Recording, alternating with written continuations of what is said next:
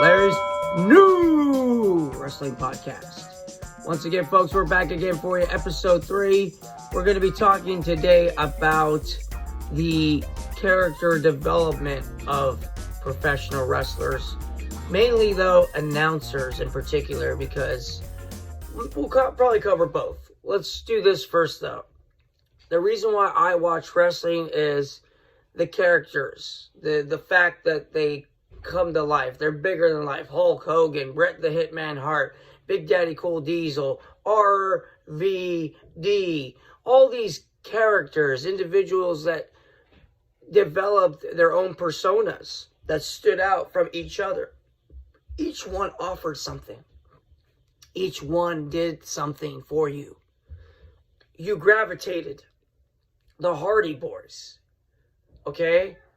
Death-defying, acrobatic, stunt work style, put your body on the line in TLC.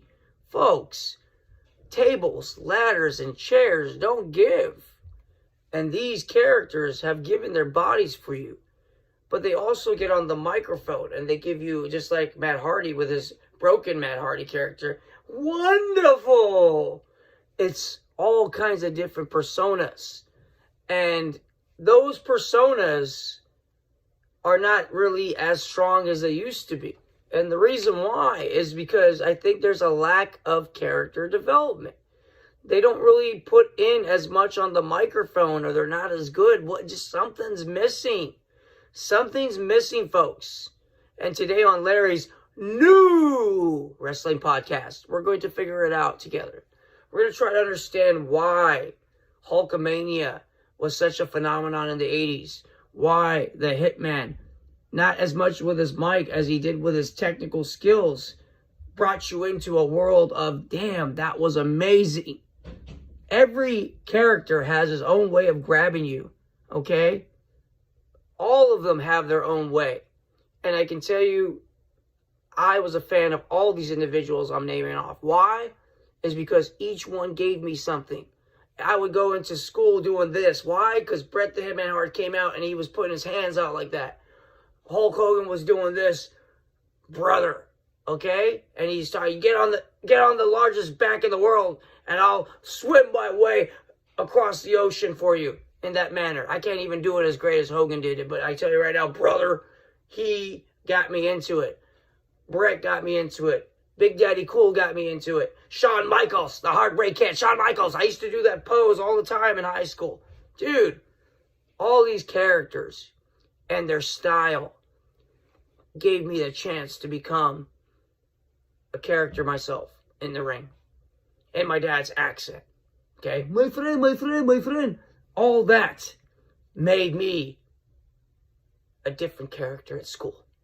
Larry Lawrence. The name's so nice, they named me twice. It was a given. I had to be involved with wrestling.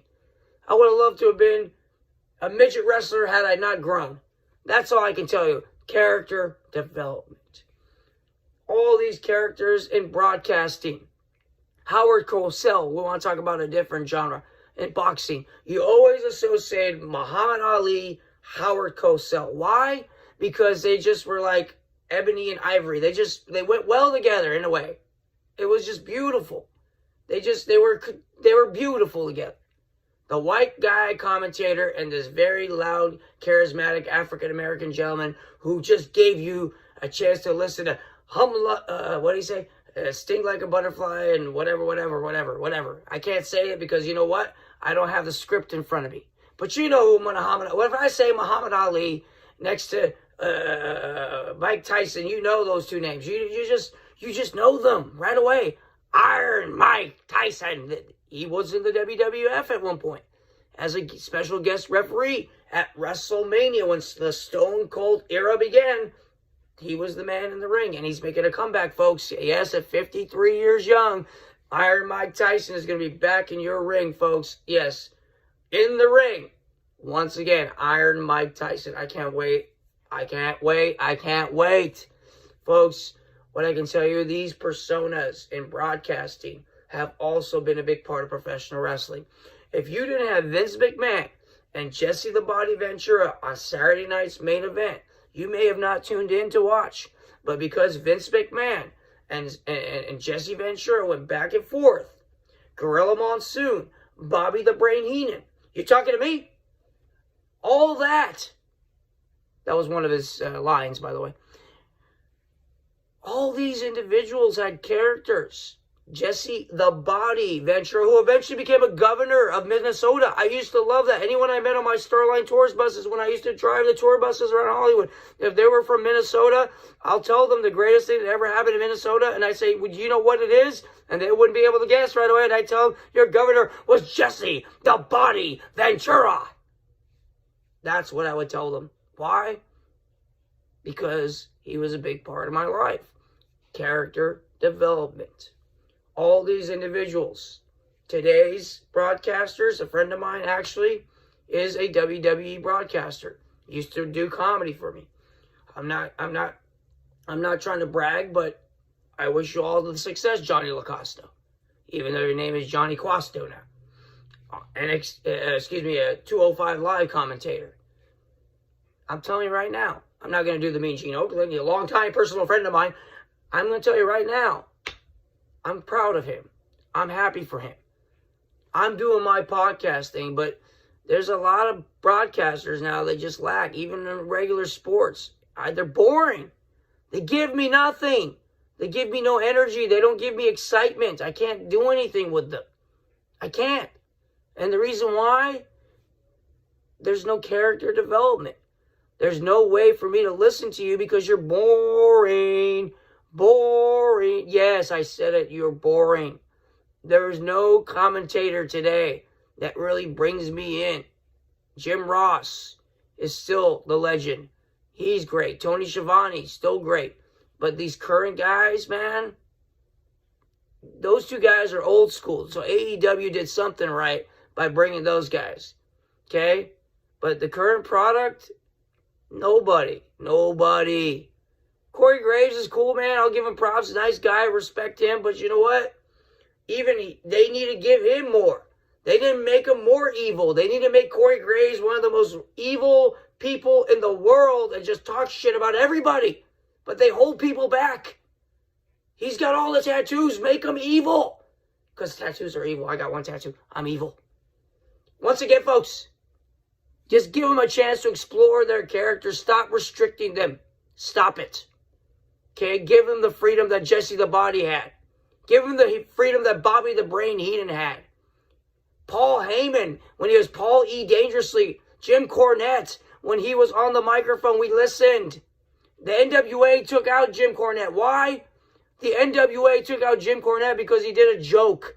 A joke. You listen to the WWE Network. They didn't censor all the jokes. The jokes are still there. The racism is still there in a way. But it's not racism. It was considered socially accepted back then because they're talking about the characters. It's okay. Stop getting butthurt about everything that's said. They're characters. Because we have Twitter, social media, Facebook, Instagram, MySpace.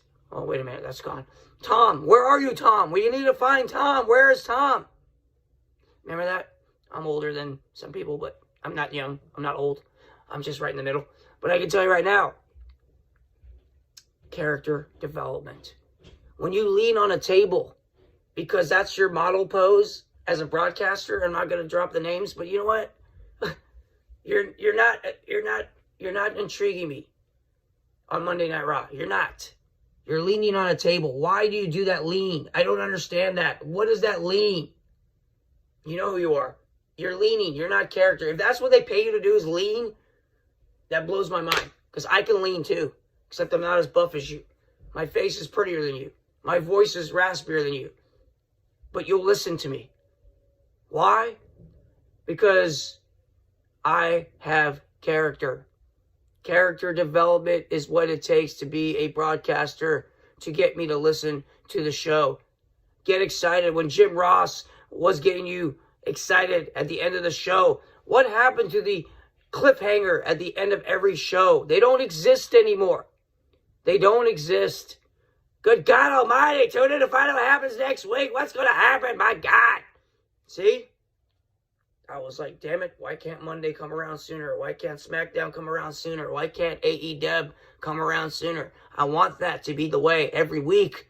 I'm sorry, folks, it's not. The current product is not what it used to be. I hate to say it. We'll watch. We're fans. But we just don't understand why it can't be a cliffhanger every week like it used to be when the Monday Night Wars was going on. I used to tune in every Monday night show just to see who's going to show up. Why? Because that was it. It was competition. If we got AEW and versus WWE, let's make it about who can put on the better show, folks. But we're not. Now Corona screwed everything up. Are they going to put any effort into making the shows great? I don't know. What I do know is I'm going to tune in to hope for it. And I haven't really been watching as much religiously lately as I used to, but folks, I'm just focusing on my shows now. I'm trying to get my show up and running, so maybe I can be a part of that show someday still. I believe it. I still want to work with WWE. I still want to work with AEW. I'll work for both. I don't care. Whoever hires me first. Or Ring of Honor or NWA. Whoever wants to hire this guy right here, I'm ready to go take my game to the next level. If I end up doing podcasts and becoming the podcast king, even though that's already titled to someone else by Jim Cornette. Anyways, all I can say, I like Jim Cornette's podcast too. It's a plug for him. If you haven't listened to Jim Cornette's podcast, please do, because it's a great show. I tell you, I listen to it every week. Can't watch it, don't visually see it, but I listen to it. And I tell you, folks, I take a lot from shows. And what I took from character development is every character that I watched influenced me to become the man that I am here today. Seriously. I just don't understand why we're lacking in today's current product. Why can't managers come back? Because they were a big character. Bobby the Brain Heenan, persona. Jimmy, the Mouth of the South. Okay? Mr. Fuji. Paul Bearer. These are all characters that were on the microphone and brought you in. Your first and last name doesn't bring you in. You don't need a character name. Just get on the mic. Dwayne Johnson, The Rock, Stone Cold. Those guys knew how to get on the microphone. Bret the Hitman Hart, even on the microphone, brought me in. All these people brought me in to listen to them. But they also backed it up in the ring. The wrestling announcers, Vince McMahon. Dude, as an announcer, until he became the Mr. McMahon character, every week we listen to Vince and his laughter, ha, ha, ha, and all these, just the energy was different, man. When he started Monday Night Raw, it was Macho Man, him, and Rob guy. He whatever. He was trying to be like a wannabe Howard Stern, but they were in New York City. It was a big deal. But I watched these episodes, and I really love the characters. I love hearing Jesse tell McMahon to shut up, McMahon. That's it, man. Like, who gets to tell their boss to shut up? And he even wasn't a boss back then. He was just a wrestling announcer.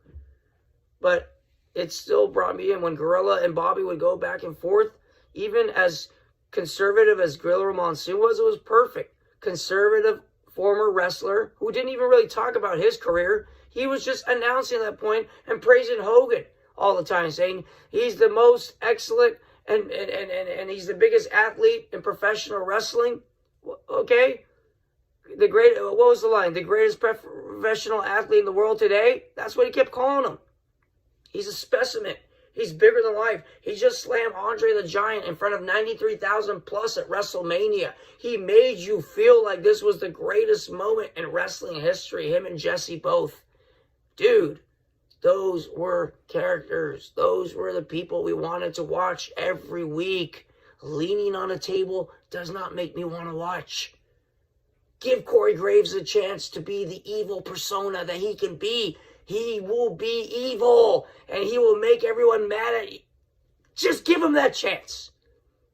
He's got the look. Give him that chance. If you don't have wardrobe back there and you have billions of dollars, give him a look. Make him wear. Look at Joel Gerner in ECW. Okay, Joey Styles. I haven't even touched ECW yet. ECW, Joey Styles by himself. carried the show. No other person with him, just him. One person like Larry Lawrence, one person on this podcast to carry the whole show. Why? Because he could. Paul Heyman believed in him and said, I don't even need to put anyone by you. Can't fight, can't fight. Okay, when the women fought. Okay? ECW, one commentator to carry the show. If that doesn't say you're good, I don't know what. I really don't. Jim Ross could have done it all by himself. But Jerry the King Lawler, see?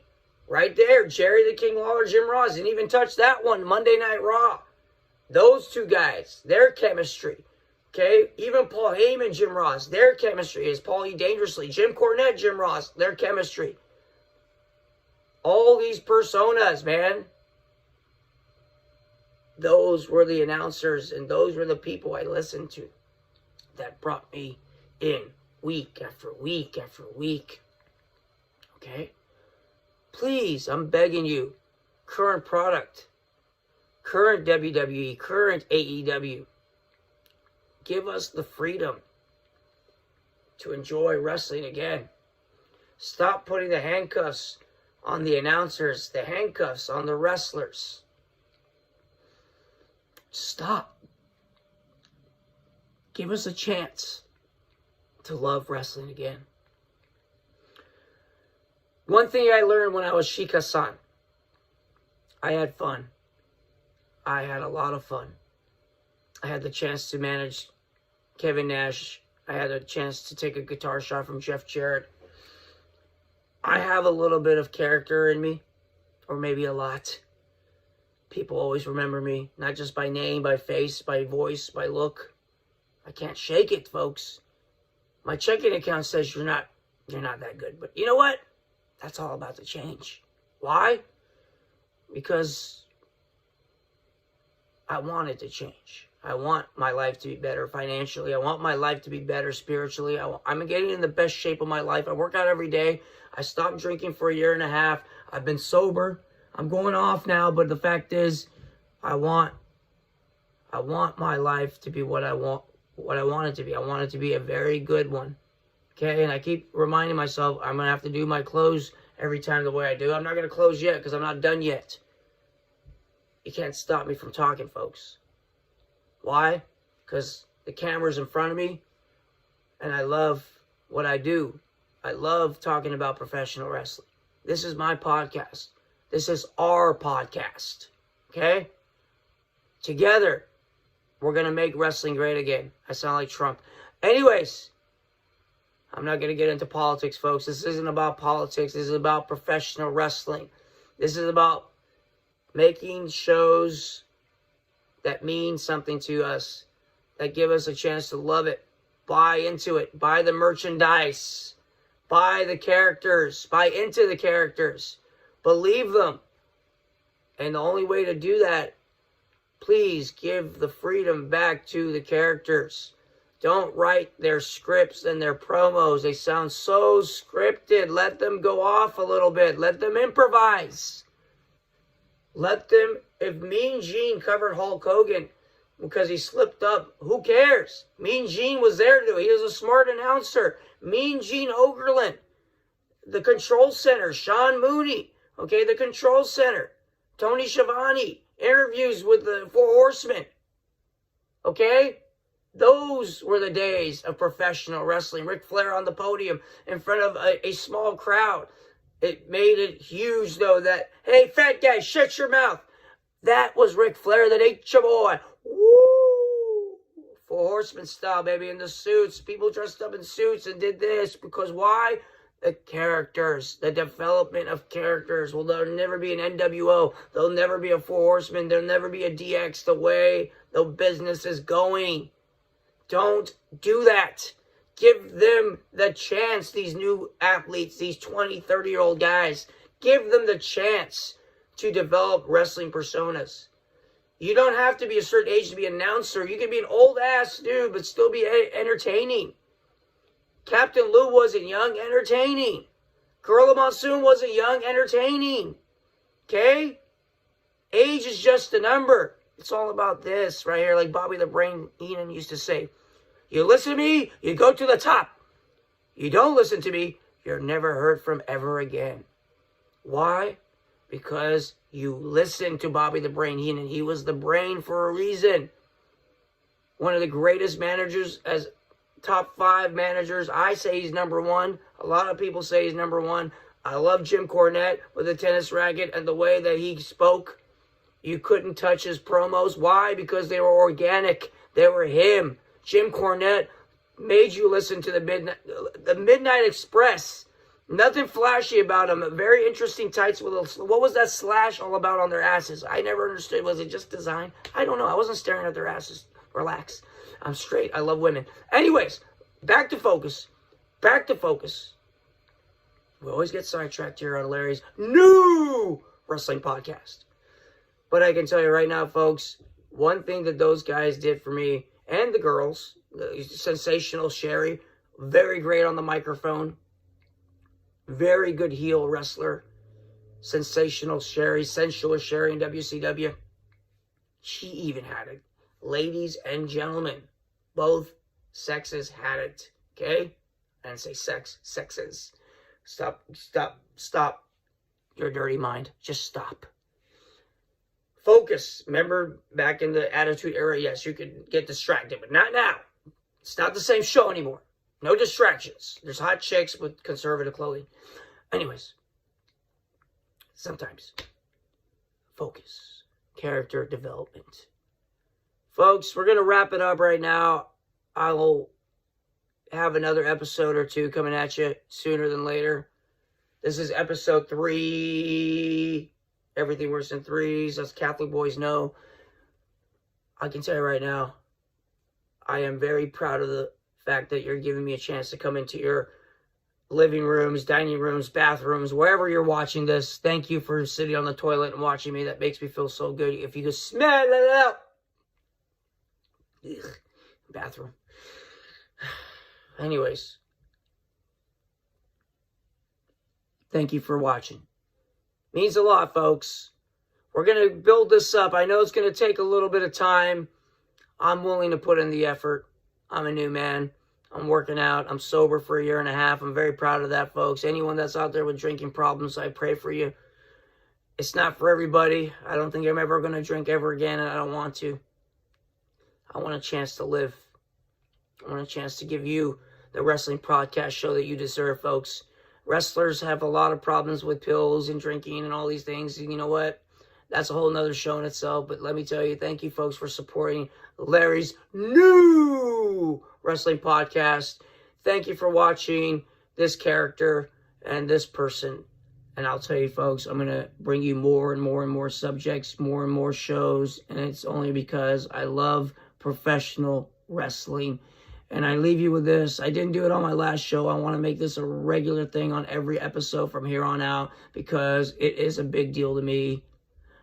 Folks, go out there and do me a favor as you go through your life every day. Just remember one thing. Your life is whatever you make of it. Just go out there into the world today and do me a favor. Simply make it a great one. Thanks for tuning in. We'll have some more shows coming at you, folks. Once again, this is Larry's new wrestling podcast.